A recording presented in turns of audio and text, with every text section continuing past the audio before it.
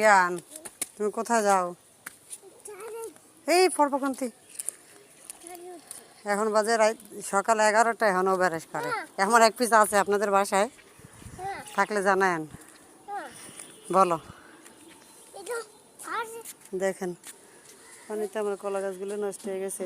শখের বাগান, শখ করে আমি গাছ লাগাই। এই পর্যন্ত কি শেষ? খাওয়া তো আর হয় না। এখানে 3টা বিল্ডিং। এটা আমাদের, এটা আমার বাসুরের, এটা আরেক বাসুরের। তো আসো, এই 3টে বিল্ডিংয়ের ভিতরে যে একটু দূরত্ব, একসাথে থেকে আরেক সাথে যাওয়া যায়।